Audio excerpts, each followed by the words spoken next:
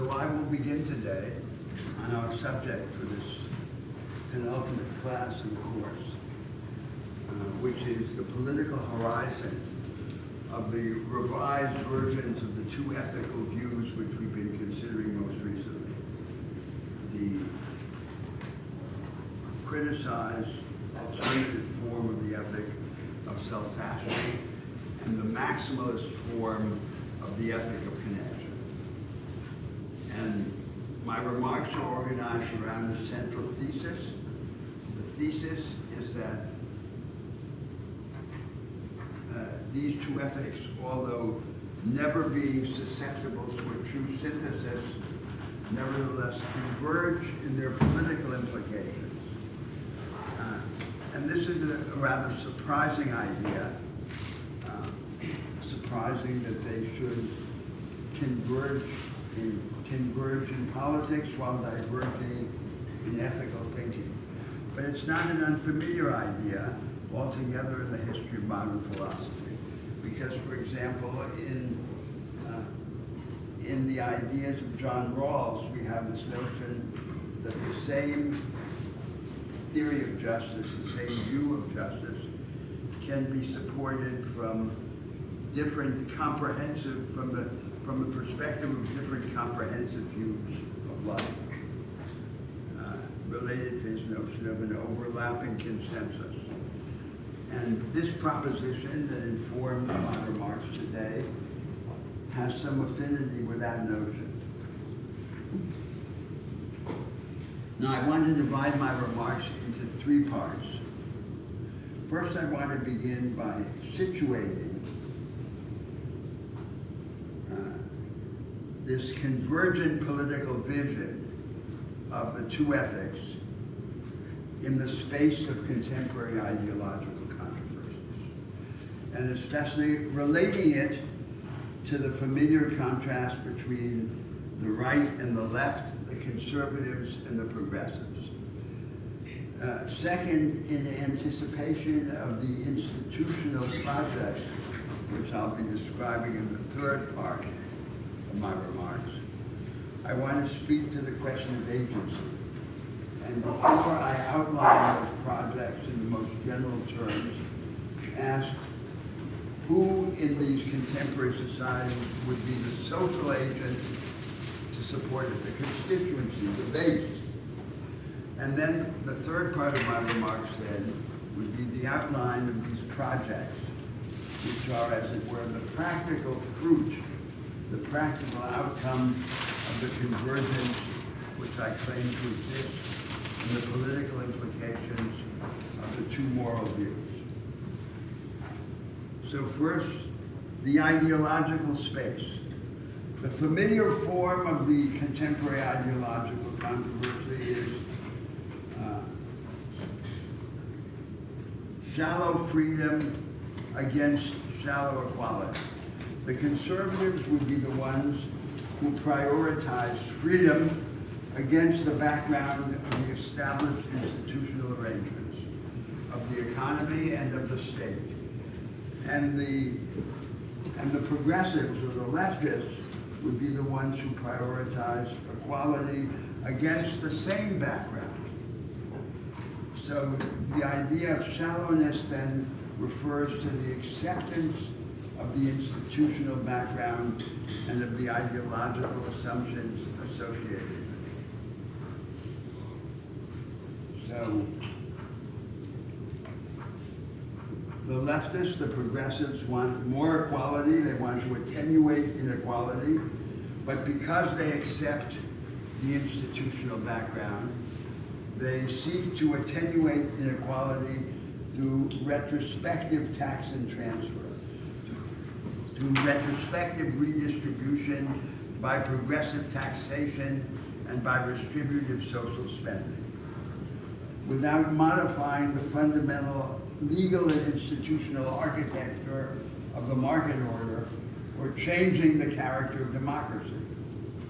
And the conservatives would be the ones who want to dig in to the present regime and defend its conception of freedom against all criticisms, against all attacks.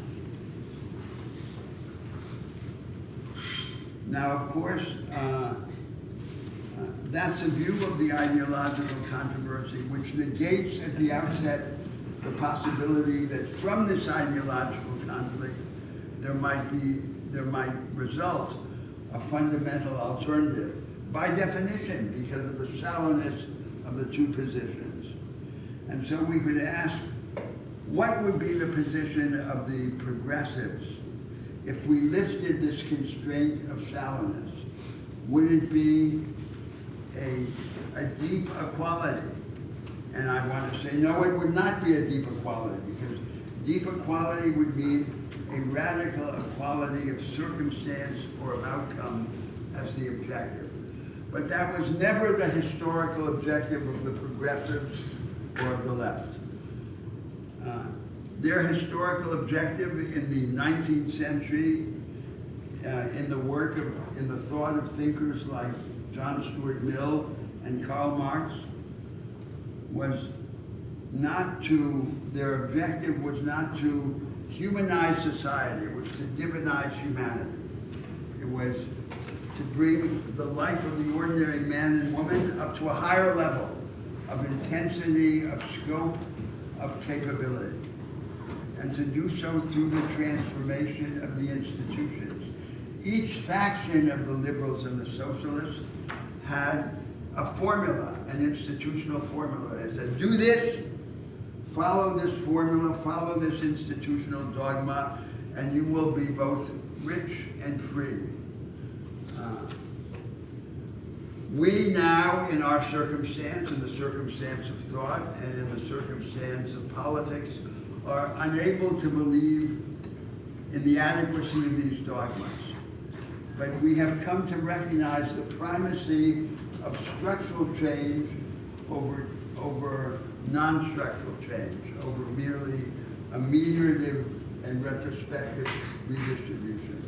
Therefore, we have a problem without precedent in the history of thought and in the history of politics, which is how to develop the idea of a structural alternative without succumbing to a structural dogmatism, as the dogmatisms from which the liberals and socialists of the 19th century suffered. The real alternative to the shallow equality as the core of the progressive position, is the position of the leftists, is not deep equality, but deep freedom. And this was the true objective that the liberals and the socialists shared in the 19th century, although they shared it under the constraint of an institutional dogmatism, which we can no longer accept. What is this deep freedom? The deep freedom is this idea of lifting the character, the quality of the ordinary life of an ordinary person up to a higher level, that we become larger, bigger, greater, provided that we can become greater together. And that's what makes the position progressive. Of course, this deeper freedom is incompatible with an entrenched and extreme inequality. It doesn't require any kind of arithmetical equality of outcome or circumstance, but it does contradict any entrenched inequality in society. But the egalitarian profession of faith is, in this view, subsidiary to the idea of raising up the quality, the character of the ordinary life. Now let me make three sets of remarks that are designed to elucidate, to develop the content of this idea of deep freedom as the common political ambition of the revised forms of the two ethics that we consider. So go back to an idea that I mentioned before in the course, which is the contrast between the ordinary moves that we make within a framework of assumptions and arrangements that we take for granted, and the extraordinary moves by which from time to time, typically under the provocation of crisis, of social crisis or existential crisis, we challenge and change pieces of the framework. One way of understanding the conception of deep freedom is to say that it wants us to narrow the distance between these two categories of moves, so that we don't need an extraordinary crisis, an exogenous shock to provoke this revisionary activity. The moves by which we challenge and change pieces of the framework grow more naturally, continuously, and organically out of the ordinary business of life, out of the moves that we make within the framework. And to the extent that change ceases to depend on crisis, that transformation ceases to depend on trauma, we become bigger and freer than we were before.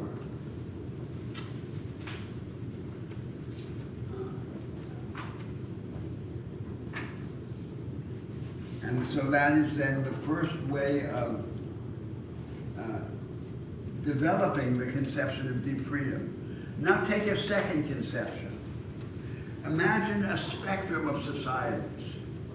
At one pole of the spectrum is a society in which the security or freedom of the individual is entirely inseparable from the organization of social life.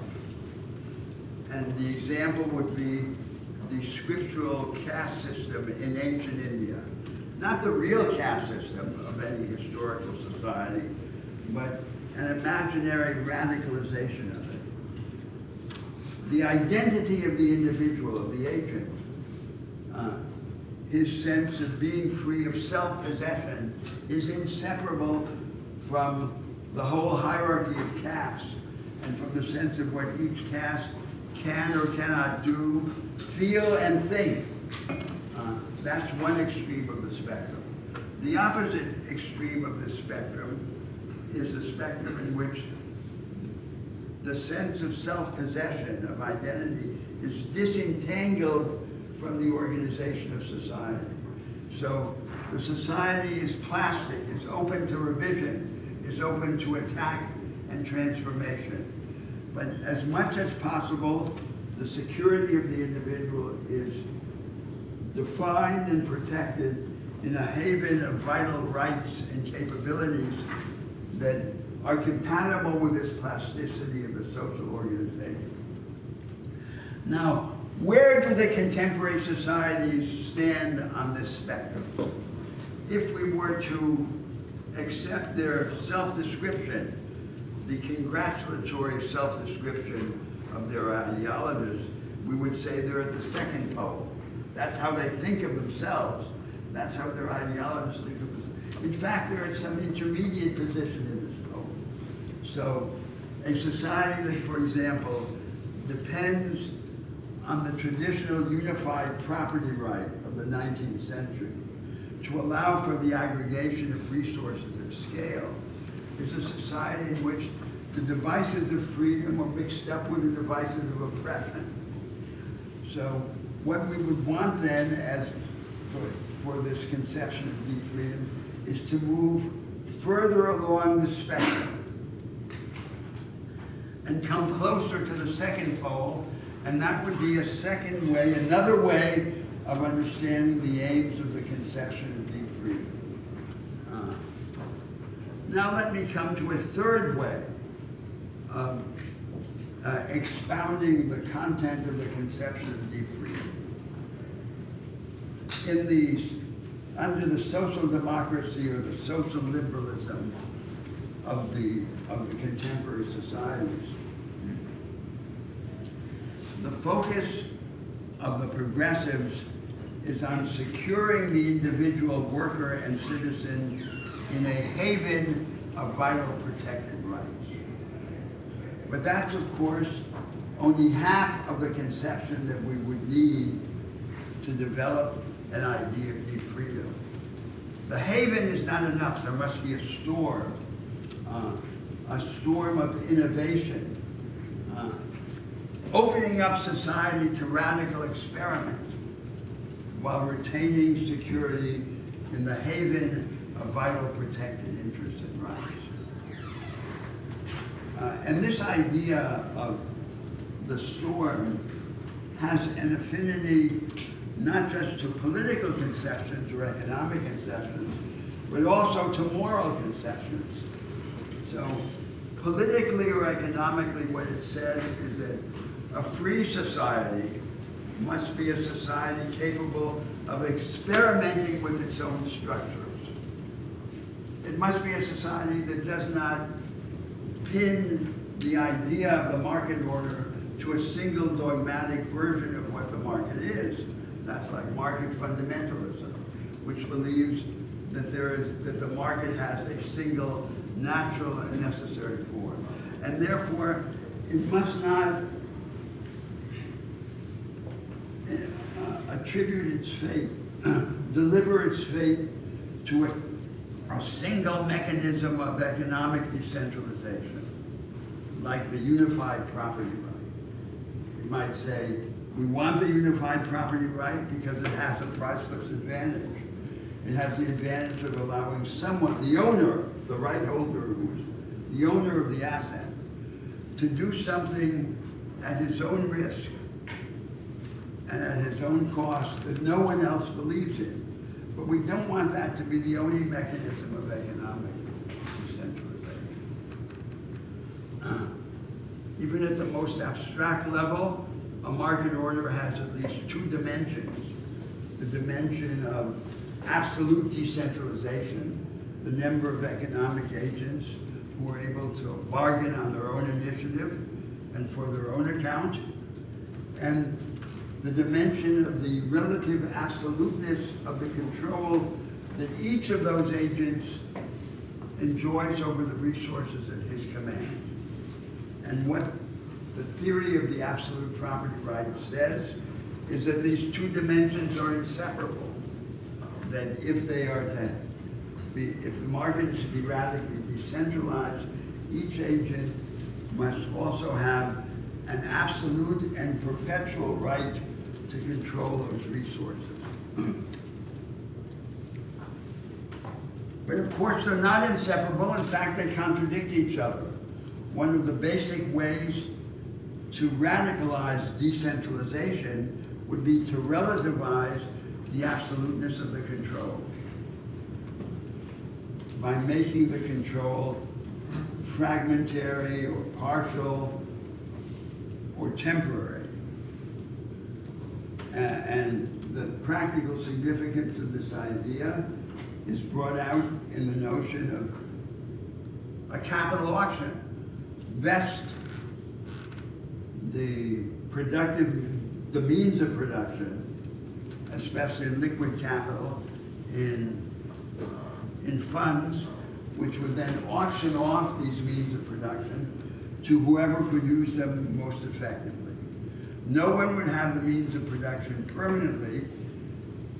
The economic agents would only have the means of production provisionally and temporarily, so long as the resources were not bid away from them. The democratic institutions would set up these funds under different horizons of risk and return and time, and they would be managed professionally and competitively. The capital would not belong to the state and it would not belong to individuals. Capital would belong to no one. So you could call that system a capitalism without capitalists. And that brings out then this idea that we would, of the storm in the economic realm, an economic order that is maximally hospitable to innovation.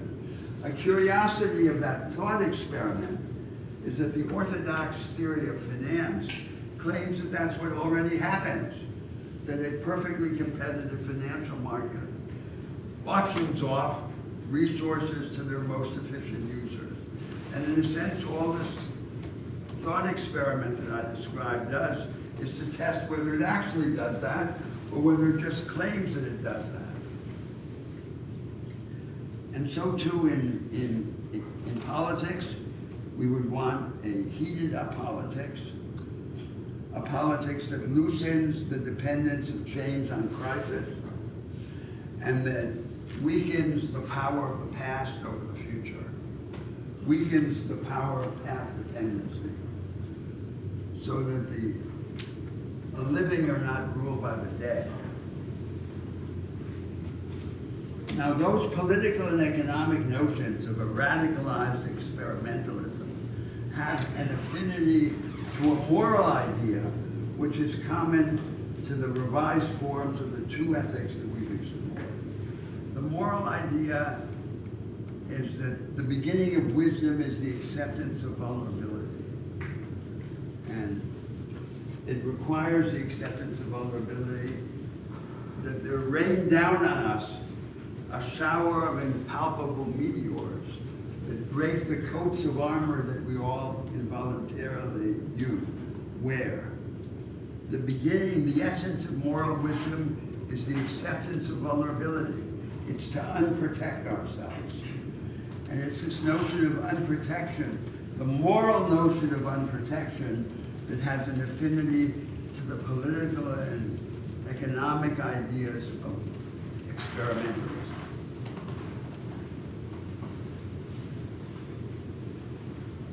So now, before I go on to describe the large institutional projects that might result from this view of deep freedom in the conditions of the contemporary societies, let me speak first to the question of agency, because of course no one would regard such ideas as more than a fantasy unless we had at least the broadest idea of who would be for them, of what their constituency would be, of their base. And here in brief is then a view of that problem of agency. In the contemporary societies, richer and poorer, the majority of people continue to be poor and disorganized. But their horizon of aspiration, rather than being proletarian, is petty bourgeois. They don't actually belong to a small business class because most of them are too poor. But what they want is the petty bourgeois dream of having a little farm, a shop in the city, a technical trade for which they can charge a fee. And thus I want to call them a subjective petty bourgeoisie. They're not an objective petty bourgeoisie, they're a subjective petty bourgeoisie. That subjective petty bourgeoisie is the vast majority of humanity today.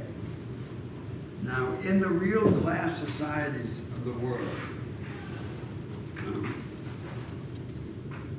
the subjective petty bourgeoisie cannot act by itself. It requires an ally.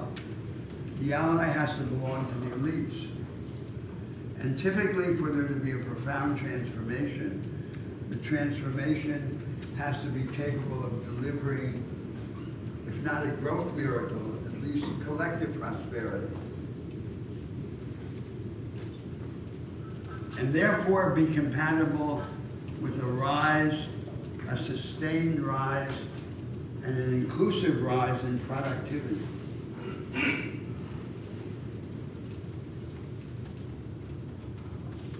So for that to happen, there must be a division in the national elite of each country. In most countries in the world, the predominant part of the national elite is composed of rentiers, financial rentiers or natural resource rentiers. So there must be a division in the elite between this predominant element of rentiers and a counter-elite, a productivist counter-elite, which then seeks power, and once gaining power, offers the majority of the people, the subjective petty bourgeoisie, alternatives to their default vision, which is isolated and archaic and unproductive family business. That vision, all by itself, untransformed, is unable to deliver the growth miracle, the collective prosperity, or even to provide a sustainable solution for the subjective petty bourgeois themselves, because these small businesses are unproductive and precarious. So what they must then do is they must offer the subjective petty bourgeoisie, once they are in power, alternatives to their default option that do put them on the ladder of rising and inclusive productivity. And in my later remarks, I'm going to say that we're putting them on the first steps of the ladder of a knowledge economy.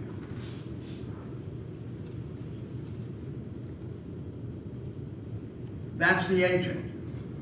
So the historical agent, the historical constituency of the left parties were the organized labor force, headquartered in the capital-intensive sectors of the economy, especially the unionized workers in Fordist mass production. That is now a minority, a small and relatively privileged minority in most countries, a labor aristocracy, which is seen by the rest of the population and ultimately comes to see itself as just one more special interest, rather than what Marx claimed them to be, the bearer of the universal interests of humanity.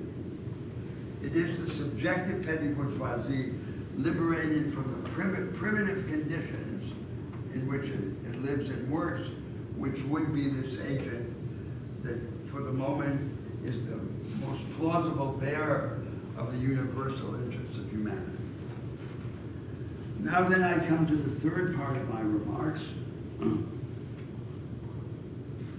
and to describe three large institutional projects which would be the instruments of the program of deep freedom in the conditions of the contemporary societies. The first program is the program of democratizing the market order. In relation to three problems, which are the three focal points of contemporary economic and ideological debate. The first problem is the relation of the technological vanguard, the vanguard of production, to the rest of the economy. The second problem is the relation of labor to capital, and the third problem is the relation of finance to the real economy. Of these three problems, the most important is the first. So let me begin there. Industrial mass production has now been followed in all the major economies of the world, in the rich North Atlantic world as well as in the world at large, among the continental developing countries, China, India, Brazil, by an insular form of the knowledge economy. A knowledge economy is not just advanced manufacturing. It's not the worldwide equivalent to Silicon Valley. It exists in every sector of production. It is multi-sectoral. It exists as intellectually dense services and even as precision or scientific agriculture.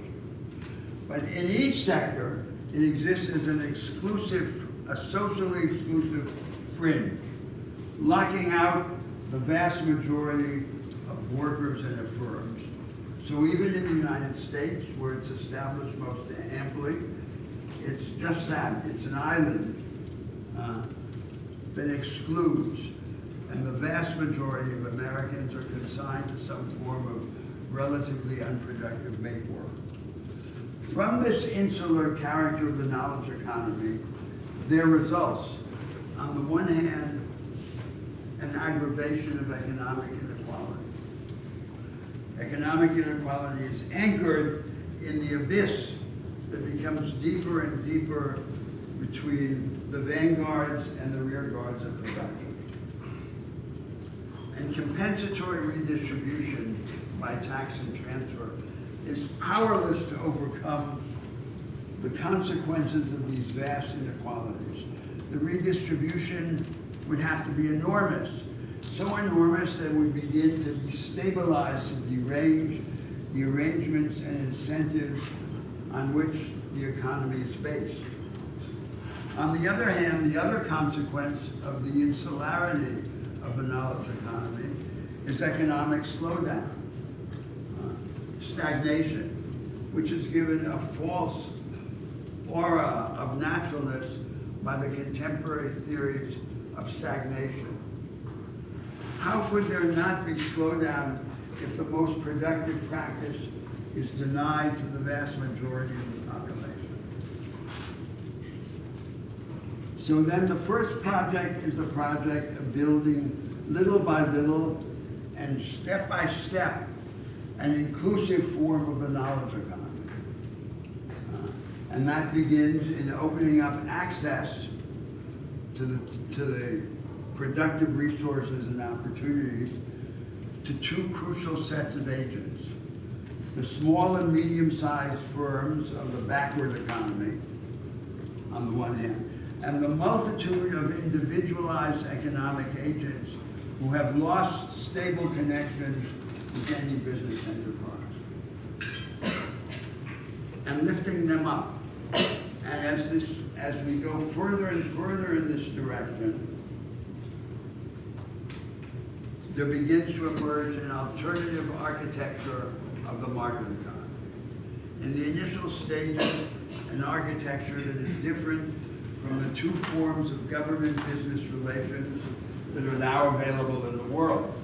The American model of arm's-length regulation of business by the state, and the Northeast Asian model of formation of unitary trade and industrial policy imposed top-down by the bureaucratic apparatus of the state.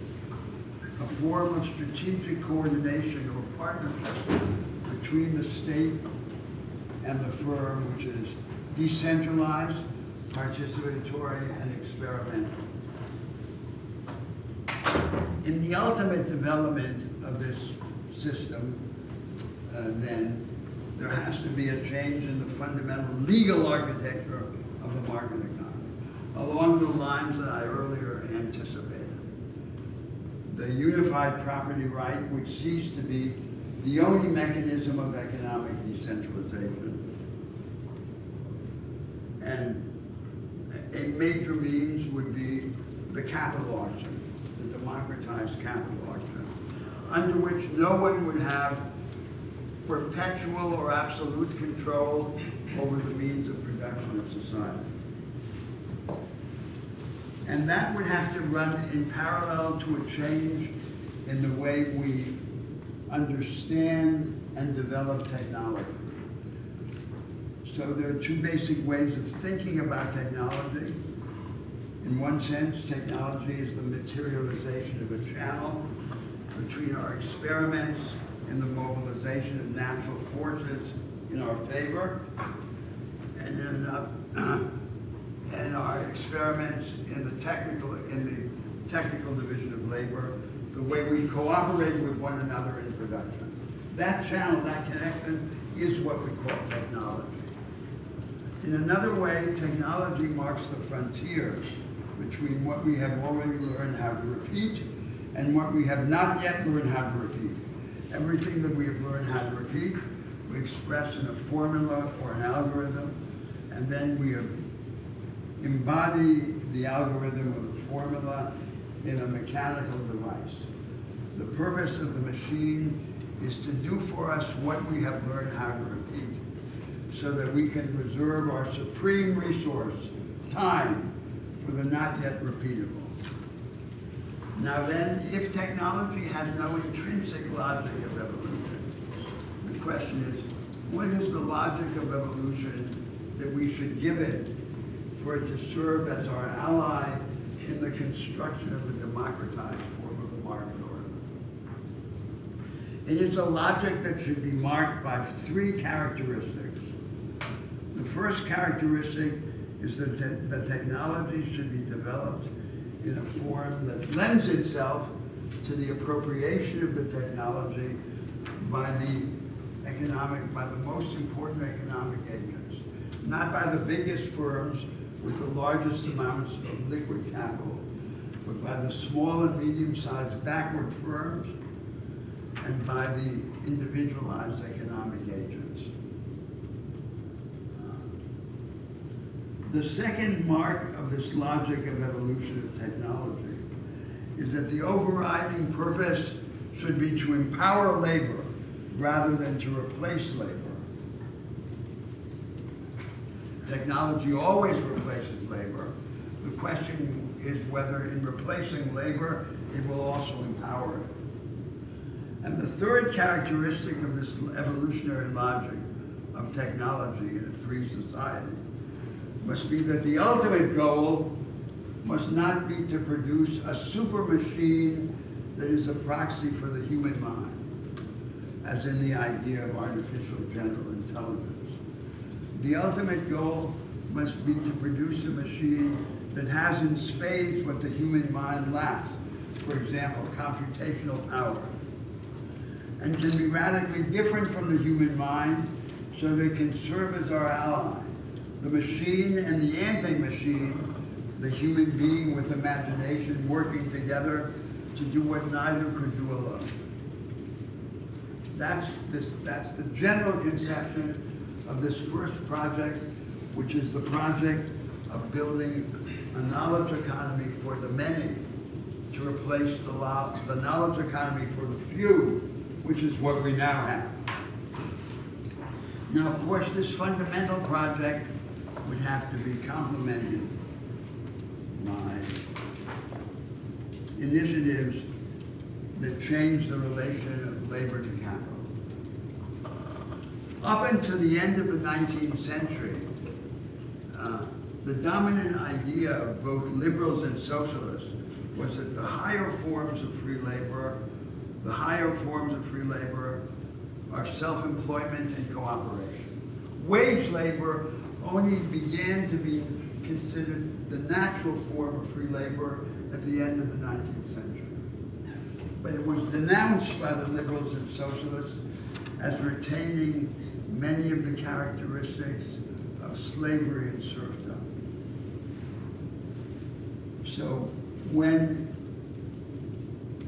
there was economic concentration at the end of the 19th century and in the 20th century, the economic concentration destroyed what existed before then in many societies, which was an artisanal economy, an economy based on petty property, on small-scale manufacture, and craft production. Because the liberals and socialists were unable to discover the means to reconcile radical decentralization or deconcentration in the economy with the relentless imperative of economies of scale. And the solution to that problem, we are able to see retrospectively, is the disaggregation of the property right, which is consummated in the capital auction that I described. There's no absolute property. No one has property perpetually. Although we retain in the system the absolute property right for the advantage that I described of allowing someone to do something that no one else believes in. But we don't want it to be the only form of the market. Now then, labor and capital. The question is, there's an emergency problem. The emergency problem is that in all economies in the world, the largest part of the labor force now is in conditions of unstable or precarious employment. That's the emergency problem. And that emergency problem has to be mastered. If we can't master it by organizing and representing precarious labor, then we should master it by direct legal intervention in the employment relations. The objective of which is to distinguish inevitable economic flexibility from illegitimate and unnecessary economic insecurity. The flexibility of labor relations, the right, for example, to dismiss workers or to hire workers freely, should not be allowed to result in the cheapening of labor. And the way to do that is to ensure a principle of price neutrality in the returns to labor, so that labor rendered under conditions of precarious employment is remunerated on terms comparable to the way in which the similar labor is remunerated under conditions of stable employment. And once that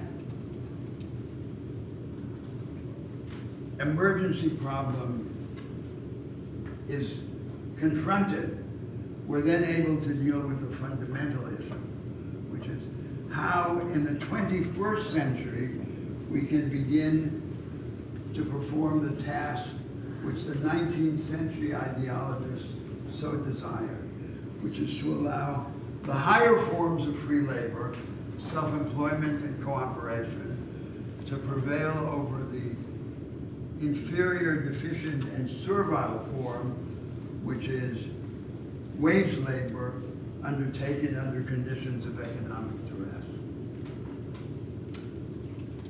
Finally, finance in the real economy. In every market order in the world, the production system is largely self-financed on the basis of the retained and reinvested earnings of private firms. What then is the purpose of all of that money in the banks and the stock markets? Theoretically, it's to finance the productive agenda of society. In fact, the vast majority of it has only an episodic or oblique connection to the financing of production. And that's the first enigma that we confront. The second enigma is that finance, which is indifferent to the real economy in good times, is destructive in bad times.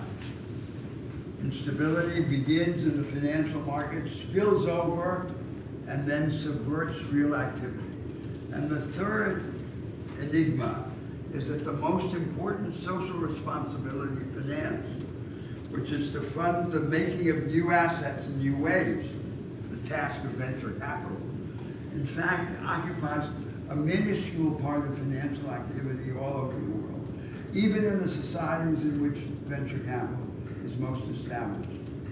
So we have to reconstruct this relation so that finance, rather than being allowed to serve itself, is made to serve the productive agenda of society, under the general principle that the best way to make finance less dangerous is to make it more useful.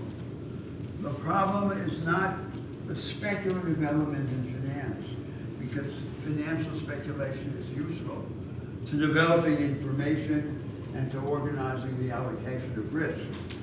The problem is the disassociation of the speculative element of finance from production. That's what we don't want.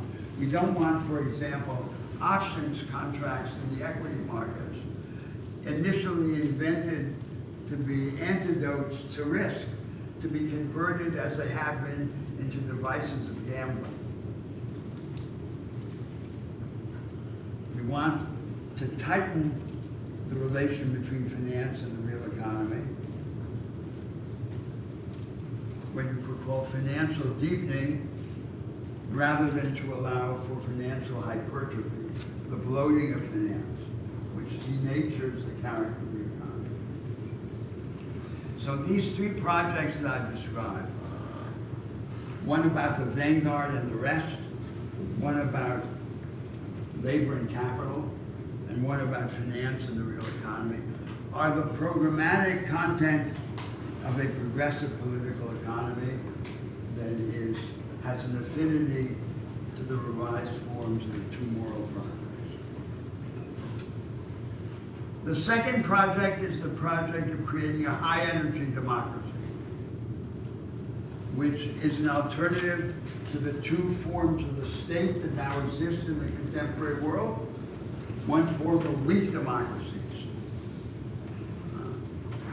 that are easily captured by capital, and that do nothing to subvert the class system.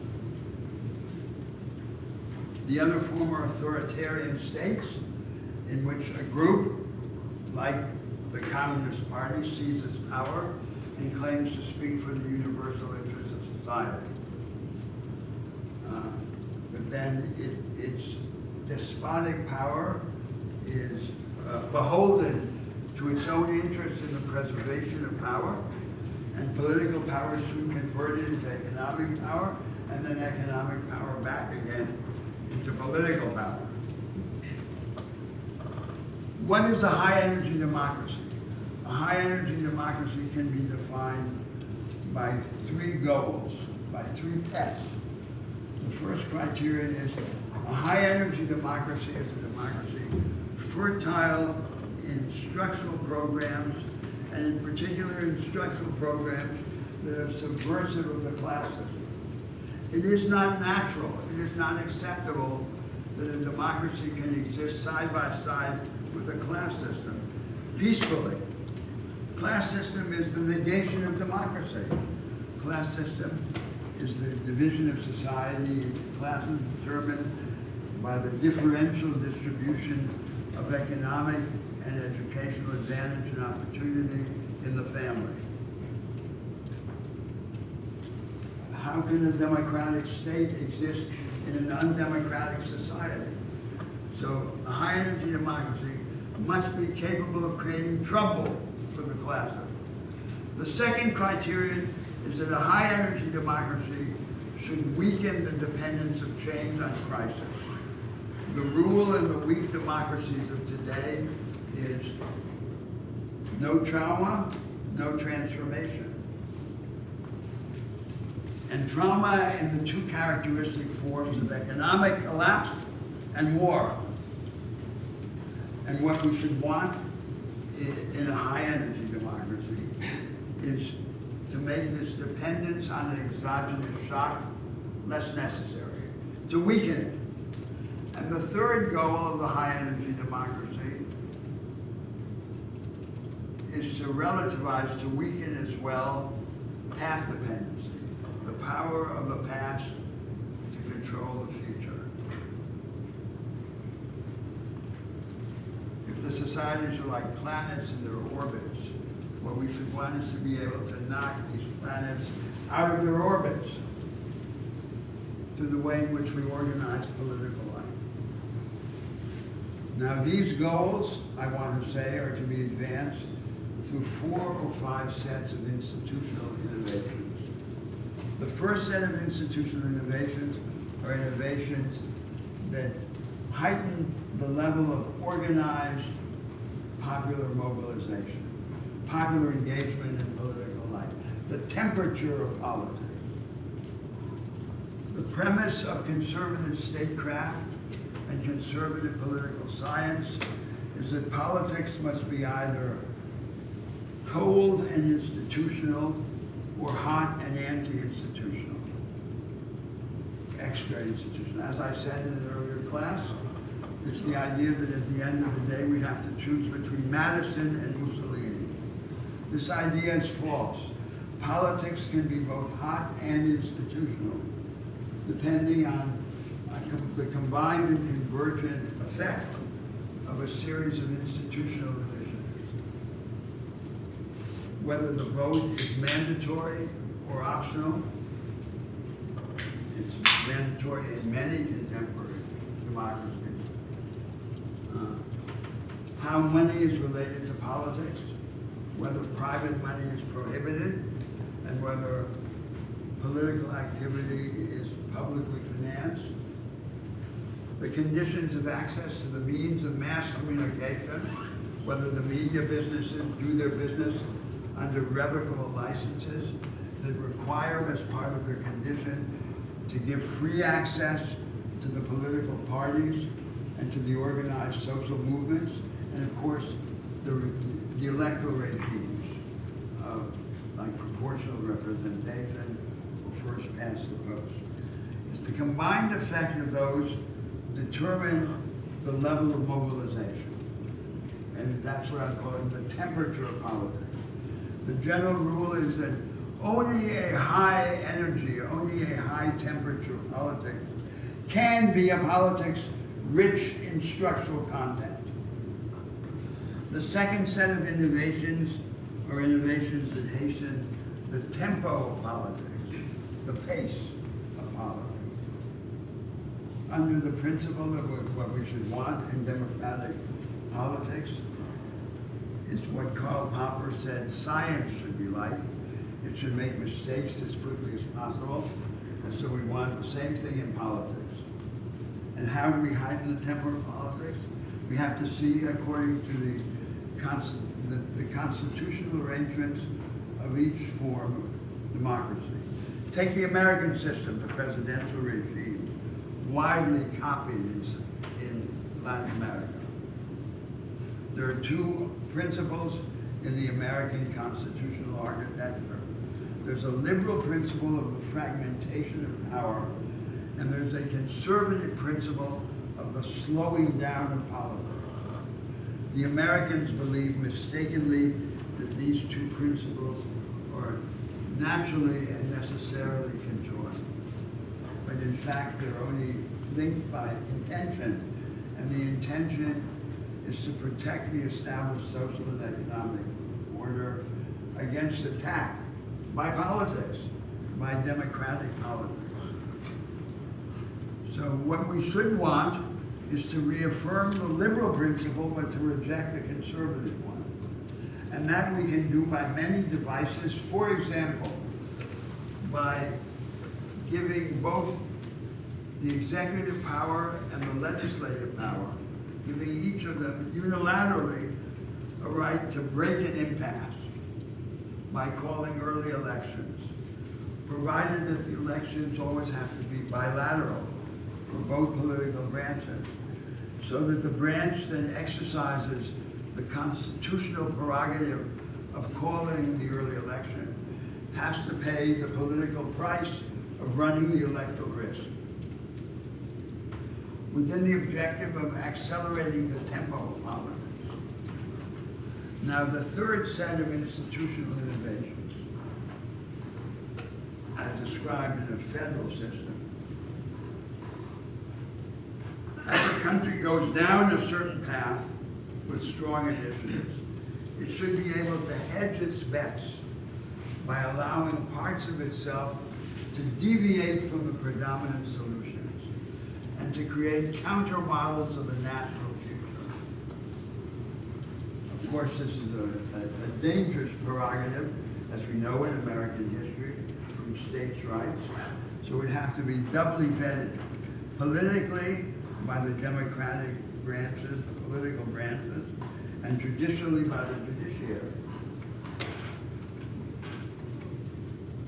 So the first stage of this experimentalist federalism would be cooperative federalism. Vertical cooperation in the federation and horizontal cooperation among the states for the purpose of experimenting in industrial policy toward an inclusive knowledge economy, or in educational policy toward the educational alternative that I'm going to describe next. And you can imagine the second stage of this experimental federalism, which I would call wide divergence. In a system in which all parts of a state must enjoy the same level of right of divergence simultaneously, the right of divergence must be very limited. So we can imagine that later on, parts of a country can apply for very wide divergence.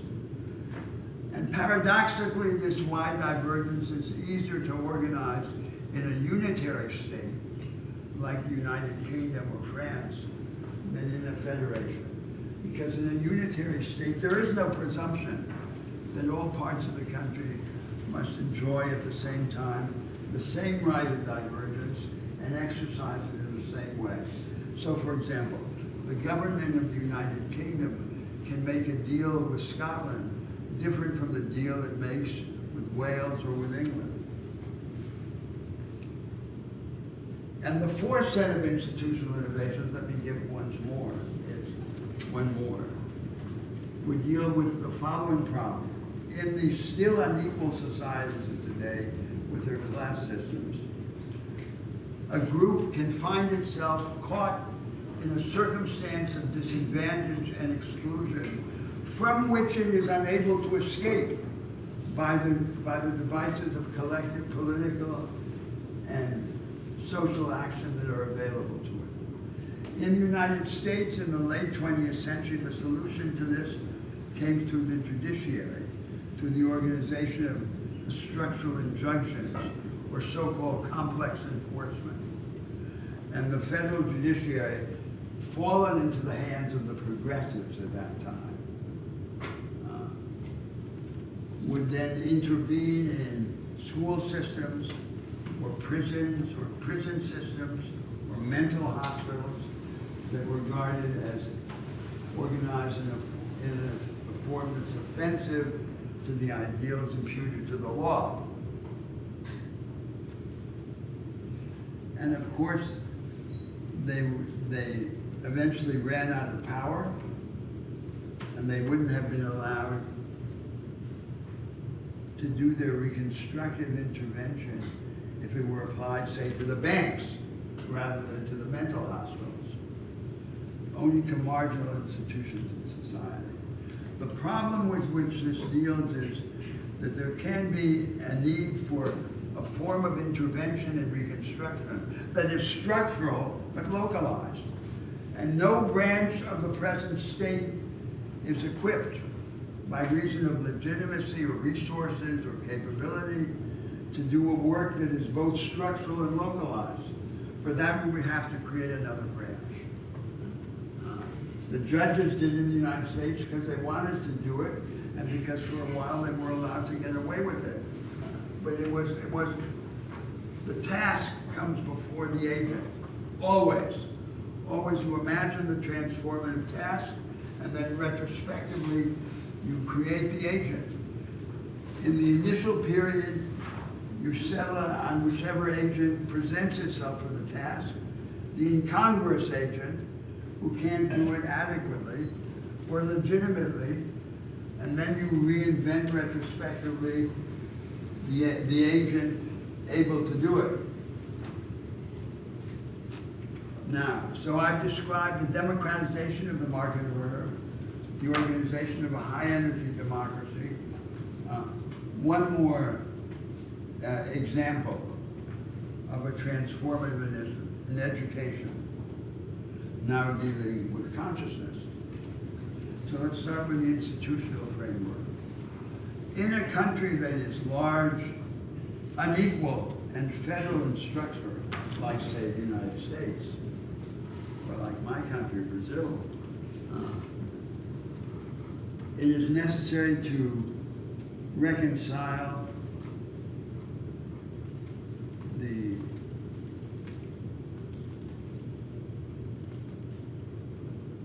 decentralized management of the school system by the states and municipalities with national standards of investment and quality. And that requires a system of assessment, school by school and student by student, to discover experimentally what works. Then second, to have a mechanism of redistribution, to redistribute resources and staff from richer places to poorer places. And third, to have a procedure for corrective intervention when, despite all efforts, a particular school system falls repeatedly between the minimum acceptable threshold of quality and investment. By a form, not by federal intervention, but by a trans-federal cooperative mechanism of vertical cooperation in the federation, in which they intervene to assume responsibility for a failing school system, assume it temporarily, delegate responsibility to fix it to independent professional agents, and return it fixed, as one would to a business in a reconstructed bankruptcy. Now, all of that is just the institutional background. What about the content? In a democracy, the school must be the voice of the future. The school must see in every young person a tongue-tied prophet. But the school faces a seemingly impossible problem, which it deals with the three great powers which try to assert power over it. One power is the family. The family says to the student, become like me. The second power is the state. The state says to the student, serve me. And the third power is the university. The university says, I represent the canonical form of thinking. My way of thinking is the way things are. The core curriculum, or something like that.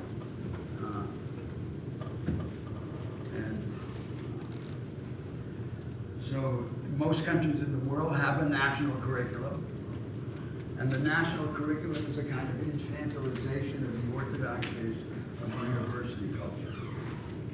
The university, it translates the orthodoxies of the university culture into an infantile language for the young in order to induce them to mistake the dominant ideas for the way things are. So what do we want? We want to have a form of basic education that is deeper than the education provided in the universities. So the existing education emasculates the young person and delivers the young person to the higher stages of education, ready for a life of intellectual servility. And what we want is to immunize him against that servility early on. And to that end, a completely different kind of education, which should have the following characteristics. First of all, the central theme of education should be transformative insight. To understand anything in society or nature is to understand how it can change. If we don't understand its transformation in the realm of the adjacent possible, we don't understand it, period. And therefore, transformative insight is the supreme subject of education in all forms. And the analytic and synthetic capabilities of intellectual work should be marshaled in the service of transformative insight. Second, this form of education should prefer selective depth to encyclopedic superficiality. Not any idea of the scope of dead information that has to be mastered. The mind is the mirror of the encyclopedia. But an education that is project-oriented or thematic. Because we only acquire these capabilities to understand transformation, dealing with content. But what matters with respect to content is depth and not scope. Third, the rehabilitation and reconstruction of the idea of classical education. So, in principle, the young person should always have access to the ideas and experience of a society remote in time from its own.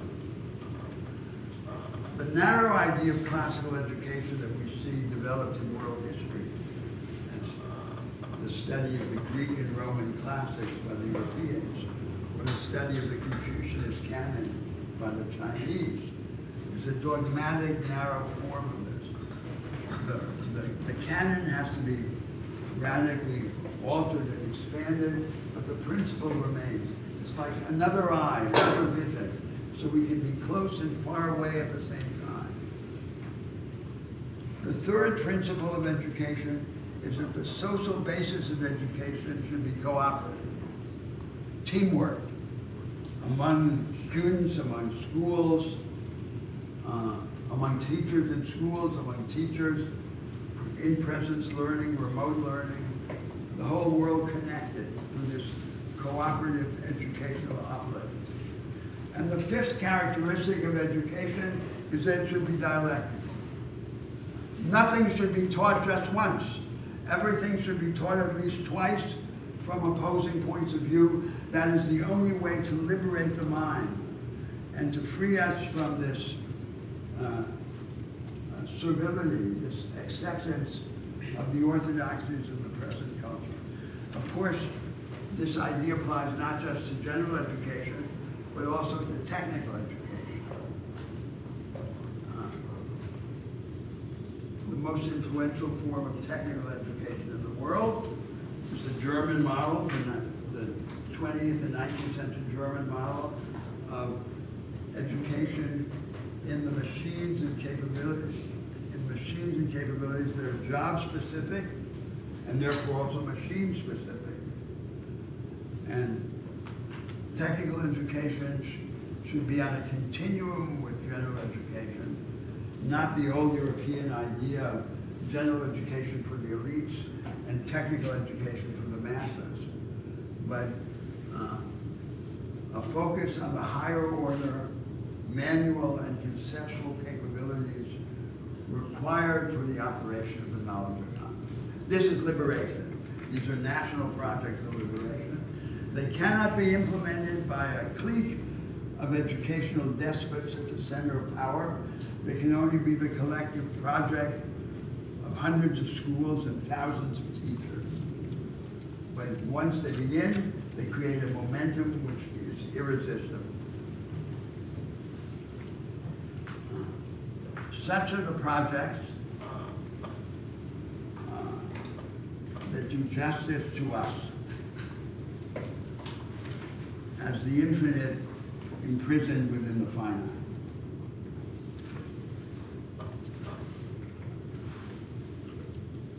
Wow. Thank you so much, and let us open this up for conversation.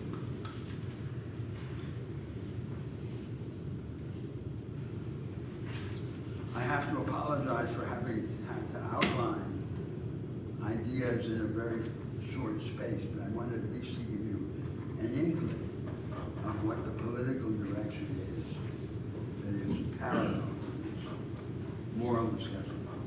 It's directly related to that idea of the world revolution that we mentioned last week, right? There's a world revolution, it has two sides, the political side and the personalist side. We here in this course are dealing with the personalist side.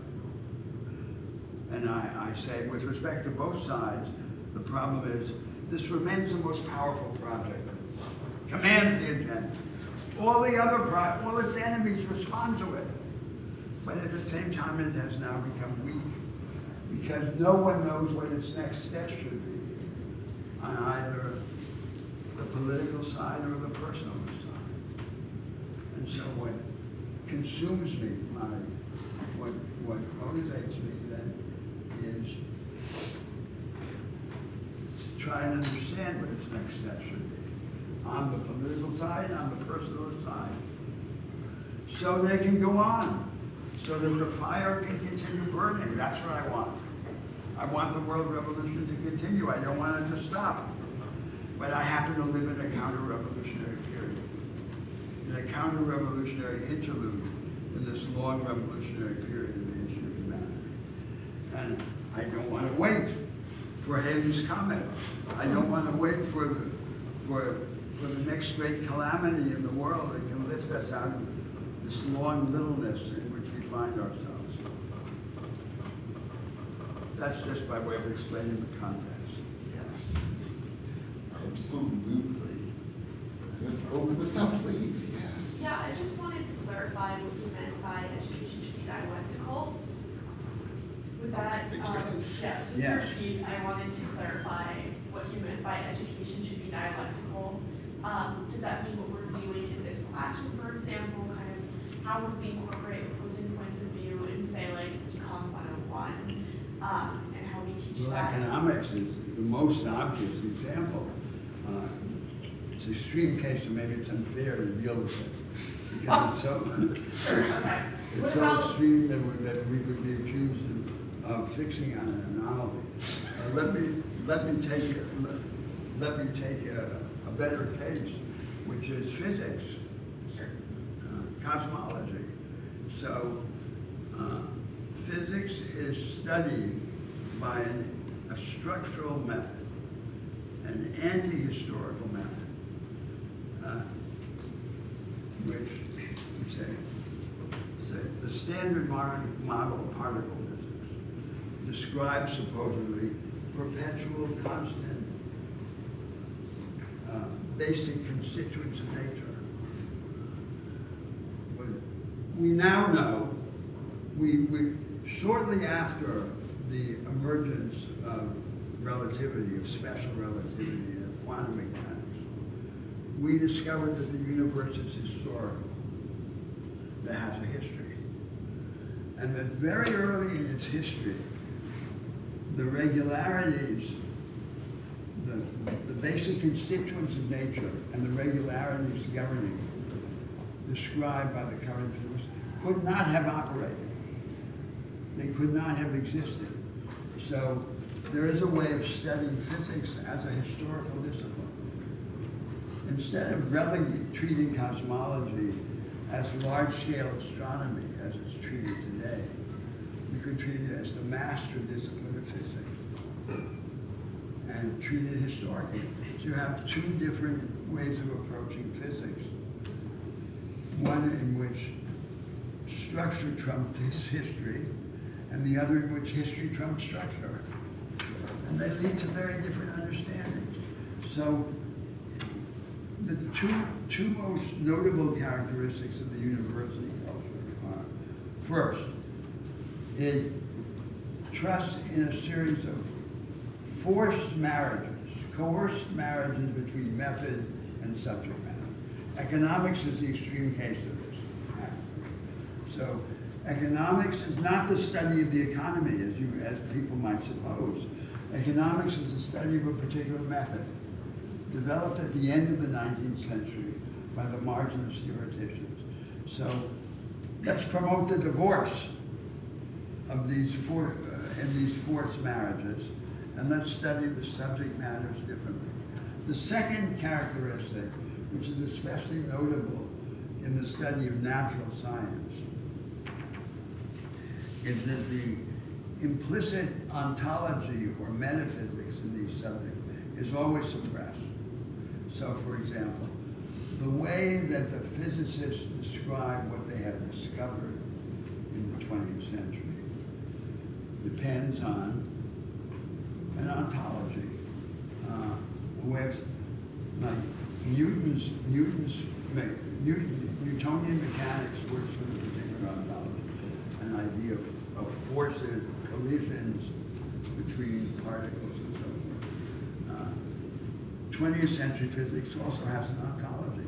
If you take out the ontology and you say, how would these same empirical discoveries look if we assumed a different ontology?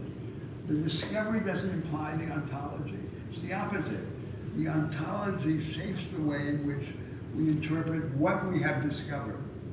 So that's another way in which we could liberate the scientific imagination, by the combination of those two simple moves of divorcing method and subject matter and rendering the implicit ontology explicit, and then reinterpreting the empirical discovery in the light of that process. So the dialectical method is to say, we'll take all these opportunities to understand the multiplicity of ways of interpreting our experience and bringing them to the surface. And in order to avoid the curse of orthodoxy, which is the naturalization of knowledge, to make our dominant ideas seem like they're natural. It couldn't be other than that. Thank you. I guess something that I'm still struggling with is it seems that one side, has obviously become the dominant methodology, and because of that, it's very granular and fleshed out. It's what is taught at both like a very basic level in high school physics, and then to a very complicated level in college physics. And it seems like the alternative approach is a little bit more like just historicizing and contextualizing where these ideas came from and like the possibility for a different method. Did we discuss The Economist last week? Not fully, so No, please. but did we discuss this bit, like, what's the profile of The Economist today? Oh, yes, that one, yes, yes, So- yes. That was an example. We discussed it last week.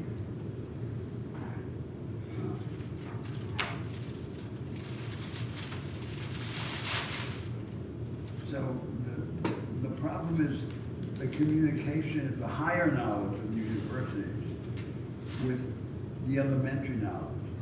So the young are already induced to enter this tunnel, this narrow funnel, in which all of this stuff is made to seem natural.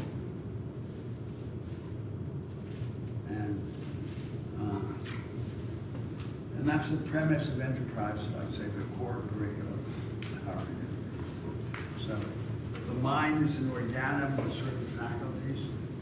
These faculties are embodied in the different disciplines.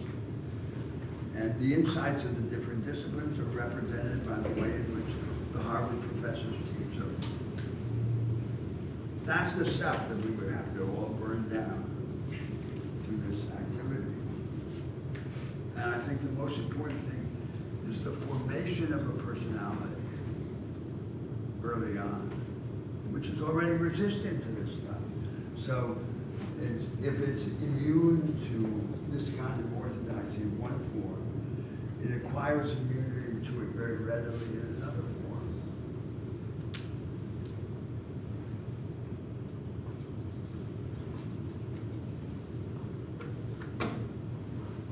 Yes, please. My question is, do you think that the impulse to attach to dominant narrative and calcify around it and mistake it for truth is always going to be an issue that arises? Or is it kind of a moot issue because it's simply a byproduct of our metaphysical orientation that we are currently operating under, and flexibility will maintain itself if we enact, for example, dialectical education? No, so there's a large-scale influence of the philosophical traditions, like, as we discussed. So, there's the tradition of the Greek philosophy of being, which goes all the way from Aristotle to now. The Greek philosophy of being says, time exists, but not really or not completely, because what's basic in nature is not in time. What's basic in nature are these ultimate constituents. They're somehow atemporal, they're permanent. And the laws, symmetries, and constants that govern them are also permanent. And so when we say they're permanent, that means they're outside of time. And the sense in which they're real is that they are outside of time. So that's obviously an enormously powerful influence on all of this stuff. Then what's the alternative? The alternative is, as in ancient India, the philosophy of the timeless one. The differences among things and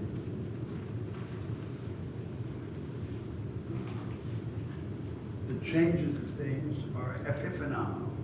They're shallow. And so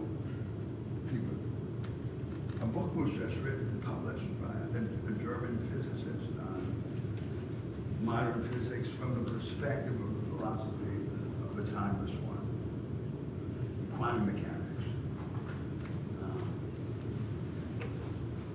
So they offer a ready-made handle.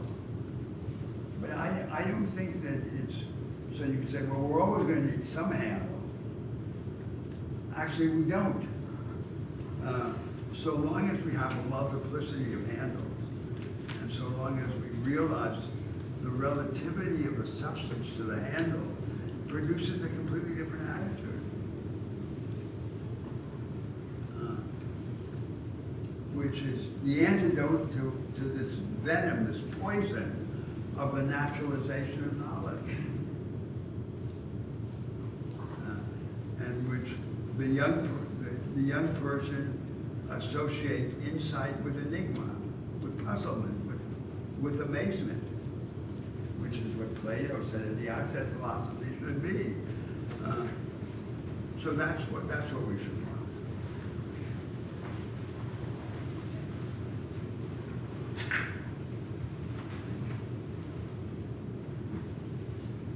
Now, I don't know whether I successfully transmitted or not this rather complicated view of agency that I'm saying. Who are these projects for? They're for this constituency. Now, how is it going to be made to live? It has to be through the association of the subjective petty bourgeoisie with these counter elites, national revolution, and brought to power. So unless this is going to translate into national project, into a hope of national prosperity, it's not going to be successful in the world, regardless of its claims on truth. And I think that's complicated because it's asking a lot of the ordinary human being.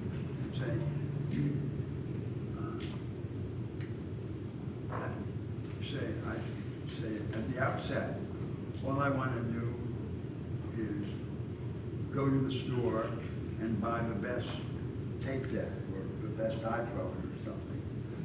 And then you're going to end up longing for the infinite. It's all the stuff in between, right? Which is the problem. And this brings us back to the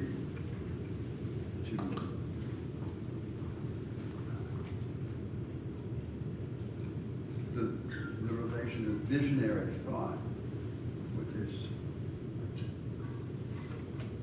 struggle, right, with the crooked timber of humanity, with what we are. That's why Robert Musil, the author of The Man Without Qualities, said, philosophers are despots without armies.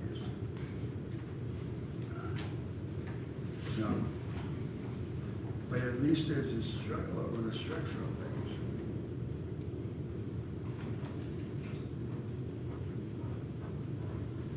So the Marxist view has the attraction of being much more materialistic, right? But it requires belief in its automatic mechanism. There's a problem with that narrative now, which is, after all, historically, the most influential narrative for the progressives. It's become literally unbelievable. I mean, the fact is that there are now in the world many more petty bourgeois than there are proletarians in the Marxist sense. And if you define the petty bourgeoisie subjectively, infinitely more, right, than there are petty bourgeois.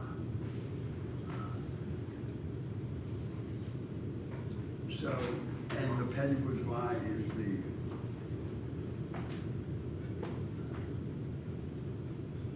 the villain for the left, historically.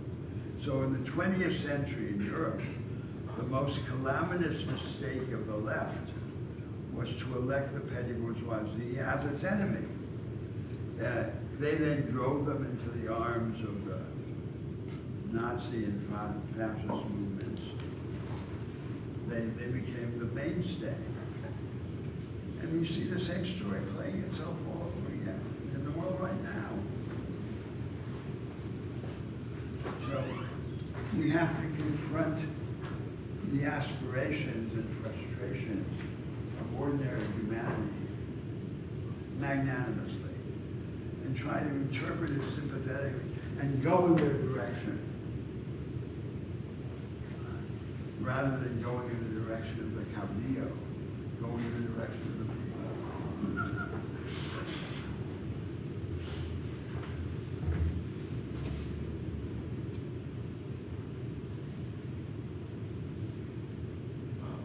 Michael, why don't you make it up? I think we do a question. Yes, please. Thank you, Professor Anton. You talk about the education be transformation in large and diverse countries, especially in rural or minority regions. Education faces a deep tension. The young people are encouraged to connect with the outside world. Like in China, most of them become the migrant workers. But this comes at the cost of losing local knowledge, culture, and language. How about and also another is the background. If the family and the teachers, they are lack transformative mindset, those students, the whole embodied experience of dislocation or cultural contradiction become can be the start point for them, the transformation. Yeah, thank you. So, yeah, I think the question was, sure, yeah, let me repeat it for everyone. So the question was, how do you deal with the often fact that the families and teachers will not be terribly transformative in terms of an educational process? And how would we envision that in transformational education, given the fact that many of the authority figures, the family, teachers, often the state, will not be transformational agents? Well, that's the problem, right? So when I started the discussion of education, I said this is an impossible problem to solve because I said the school has to be the voice of the future, but the future doesn't exist. So the forces with which the school contends are the forces of the present, the state, the family, and the university. And what somehow the school has to throw them against each other, balance them against each other, and open a space for itself in which it can experiment. But it's an almost impossible problem to solve. Nevertheless, there are many countries in the 20th century in which educational reformers led national movements around education. In the 19th century, Sarmiento in Argentina. In the 20th century, José Vasconcelos in Mexico. And in the 20th century, also John Dewey in the United States, although he never held office. And all of these educational programs are susceptible to perversion, of course. So I think that with respect to Dewey's program influenced the top layer of American education. And it's interesting to see what happened to it. So there's a stark educational dualism in the United States. There's a top layer of top public schools and the excellent private schools. The United States has some of the best and worst schools in the world. And the bottom schools continue to teach encyclopedically, informationally, a custodial operation for the world of the Fordist factory, a world that no longer exists. The top schools basically took part of Dewey's program which was the part about analytical problem solving. In cooperative analytical problem solving. That's the part that they institutionalized. And so that's what you have in the top American so-called progressive schools. But they rejected the other part, which is the part about social and political criticism. And that part, I think they mainly replaced with something else, which is the mastery of a particular style of behavior, which is regarded as useful to inclusion in the American professional and business class. So one of its characteristics is that the individual should exercise over his fellows kind of magnetic attraction. He should be seductive and charismatic, but he should at the same time modestly conceal his charisma. Kind of self-appreciation. That's the idea, and that's regarded as useful to being part of the American elites. That's, of course, a perversion, it's a corruption of Dewey's program. So the analytical problem solving is combined with this other thing, which is entirely worldly and in the service of worldly success. Well, that's what happens in the world with transformative ideas. But it doesn't. But it's still a movement forward. Now we have to do the next thing.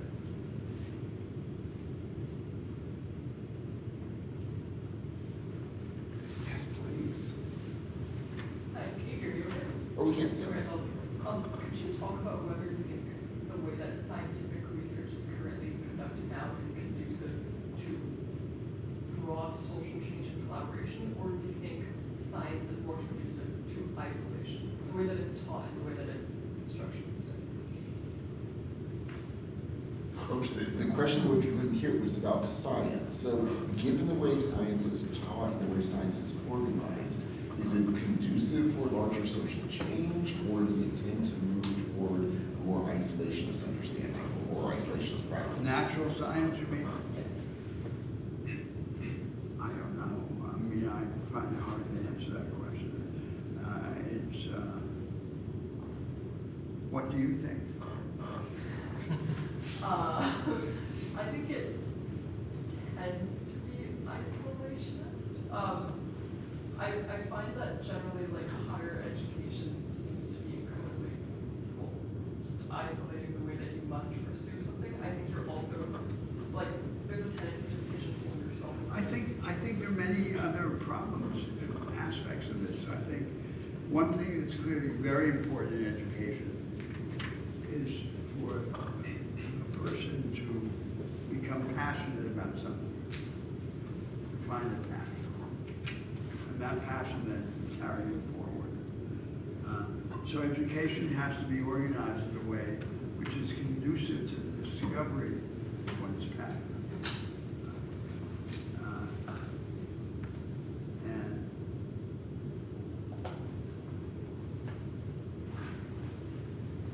And define an intellectual atmosphere which is hospitable to heresy, because that's the source of insight. Nothing comes without struggle. But I think that there's a contradiction between that and being the seductive personality, because ideas, if you're going to have ideas, strong ideas, you're probably going to be a troublemaker of one kind or another, and you create trouble. So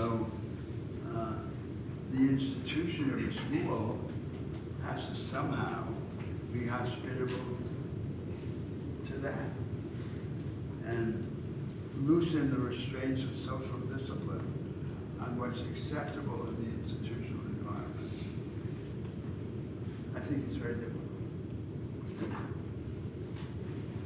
Because the forces that bear on education represent the world, right?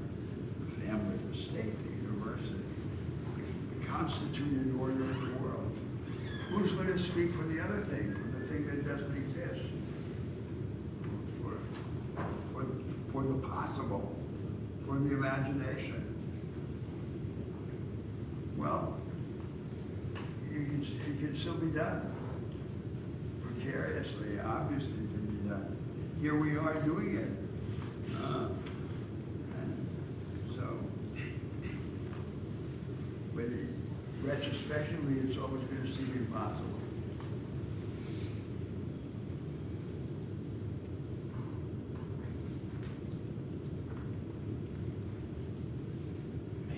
Please, of course. So, just maybe to zoom out a bit, it seems to me one of the meta-narratives of this class is that the present crises of politics can be explained through the history of philosophy, and that there's a particular kind of ressourcement from the history of philosophy that you're aiming to do by kind of pulling pieces of the Christian narrative or the Confucian narrative and kind of using those anew. And these are meant to be the kind of next steps for what you describe as the world revolution. I'm wondering if you can clarify for me what the role of the philosopher is then for this kind of project you've been describing. Is it a kind of like vanguardist for the world revolution, or the kind of John the Baptist crying out in the desert? Yeah, say more about where you see. Well, first of all, I don't think myself that I would believe in that idea that it's like sounds like Hegel, and like large historical entities are moved by these turns in the history of philosophy. There isn't that. There's too much stuff in between, and that's the stuff that we study in social theory and history. So I don't see that direct connection between the history of ideas and the history of practical forces in society. I do think that the problem of programmatic ideas is underemphasized, because the repertoire of available institutional ideas at any given point is actually very narrow and very inelastic. So take, for example, the most experimentalist president in American history, who was Lincoln, who was Franklin Roosevelt. Said, try everything. But the experimentalist period of the New Deal was only after the first year and a half.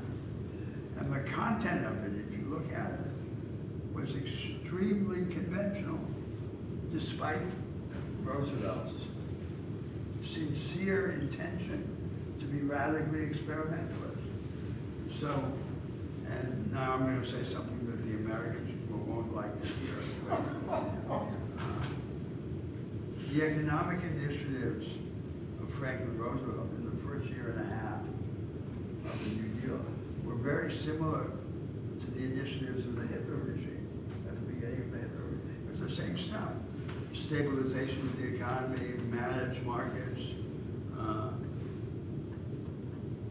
labor fronts, the government as the employer of last resort. And why?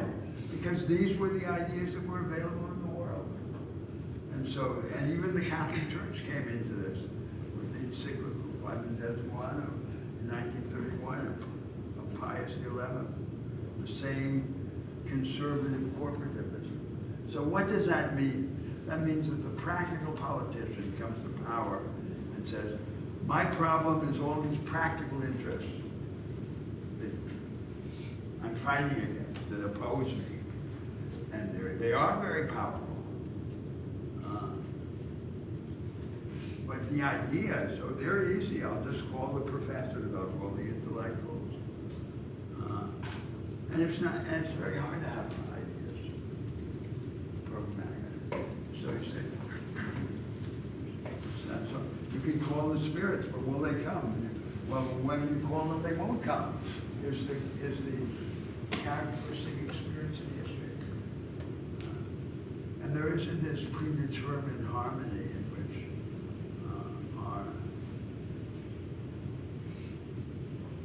our programmatic ideas evolve in tandem with our political opportunities.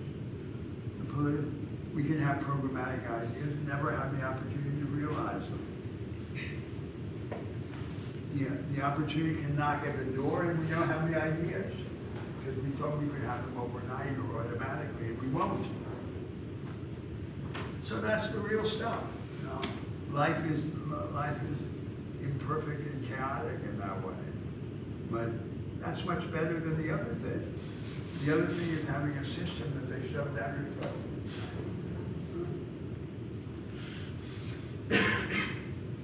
Right? Absolutely. No, just to underline the point, yeah, I think one of the many dangers of today is precisely this, that the realm of possible ideas to think through all that's going on is incredibly narrow, not because the extraordinary ideas that have arisen in world history are not indeed extraordinary, it's because literally no one would hear about them, or to the degree in which they would hear about them, they would be seen as these traditional ideas that by definition we've superseded, or if there's anything of significance in them, we've already incorporated into our possible repertoire of thought. And so the problem is, even people who, as you said, honestly and sincerely want to do significant change, their sets of possibilities are so incredibly narrow.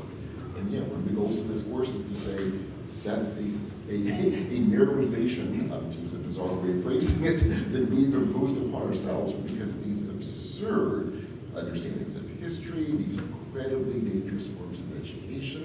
And yeah, the hope is Now, you asked about the role of the philosopher. Yes. So we have these models from the history of thought, which are really unacceptable. So the dominant model in Western philosophy is the great philosopher, right? Who is widely imitated, but at the same time, inimitable, right? And so philosophy is a super science. It's above all the particular disciplines, and it's in the service of some kind of self-help. What's the self-help? The self-help is an antidote to the incurable flaws of the human condition, our mortality, our groundlessness, our insatiability. So the philosopher has a system. The systems we don't have a clue. We don't understand why we're here, what we're doing. The philosopher tells us, explains it all to us. So it's an antidote to our groundlessness. They have ways of addressing our fear of death. Some say, I'll explain it to you. Others say, don't think about it. And our insatiability, be serene. So I think that's a view of the philosopher which we can't accept. The philosopher is this exceptional human being who has insight into the fundamentals and will give us a cure-all for our existential problems. Then we have, in the contemporary period, this ridiculous deflationary idea of philosophy, in analytical philosophy.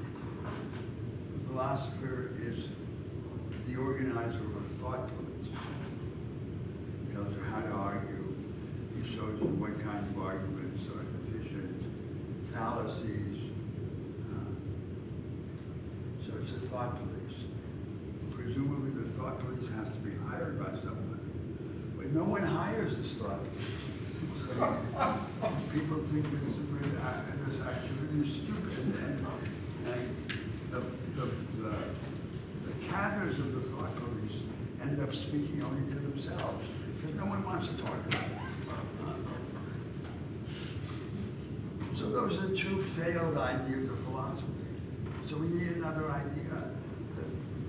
The human mind has in reserve the power to transcend the orthodoxies and methods of all the particular disciplines. Not because it has access to some super level, some meta level, from which it can pass judgments on everything down below, but that's because our capabilities of imagination and insight are not exhausted by any particular discipline. So the philosopher has to represent that reserved power. It's like the mind at war, that's what philosophy has to be. The mind at war against all of the particulars through this activity of negation and transcendence that drives us forward and can be in the service of humanity politically also. So it's this idea of vision. Remember that contrast of Schopenhauer's between the two marksmen. The talented person, a marksman who hits a target that others cannot hit. The genius who hits a marksman that others cannot see. So it has to be this power of vision, cultivated, aroused by rebellion, by negation. That's what philosophy. That's the legitimate role of philosophy in a democracy. Now, furthermore, the Democrat has to think that this prophetic and visionary power is widely diffused in humanity. That it's not the prerogative of a few geniuses, but it's something to which we can all aspire. And an educational program, like the program that I described, is in the service of strengthening that element in humanity. So we can all have a little bit of that before we die. So I think that's a third idea of philosophy. That's the idea which I'm attracted. And then we deal with these religions, right? Which mainly, to a very large extent, have been like lullabies, forms of solace. And the better the news they deliver, the harder it is to believe in them. So if they tell us, we have a friend in charge of the universe, and he'll open the doors for us. He'll give us eternal life. That's the best news, but it's the hardest to believe. If he says,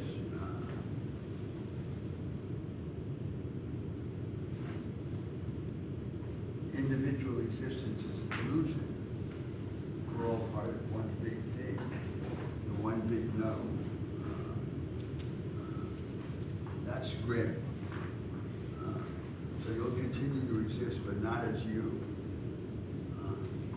That's easier to believe in,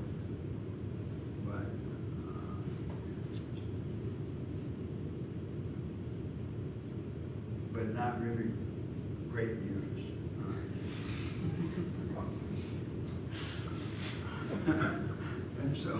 And then there's this idea that forget it. It's all, it's anti-metaphysical, metaphysics isn't diffusion.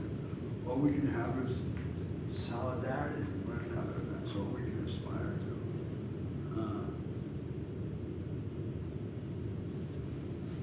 So I'm not satisfied with that either.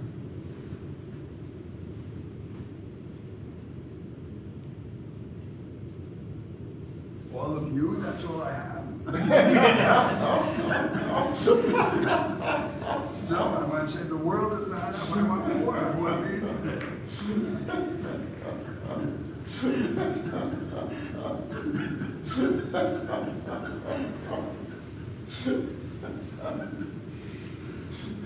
Wonderful.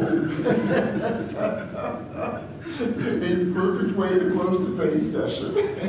And let me say a few words about next week, which will sadly be our last session together.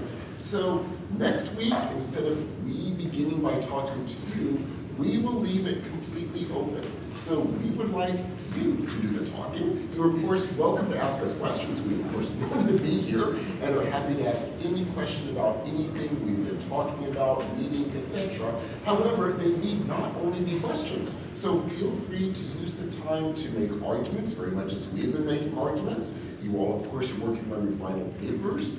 Feel free to say, let me say a few words about what I'm working on. We would love to hear that. So we will spend those last 2 hours talking together as a group, with you hopefully feeling free, not just again to ask us questions, but to be fully involved in whatever way you find productive.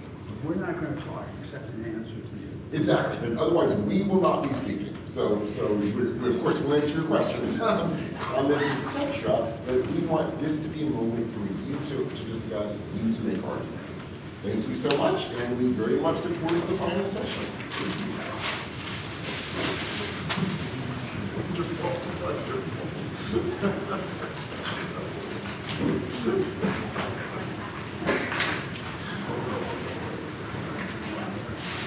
Oh, it was.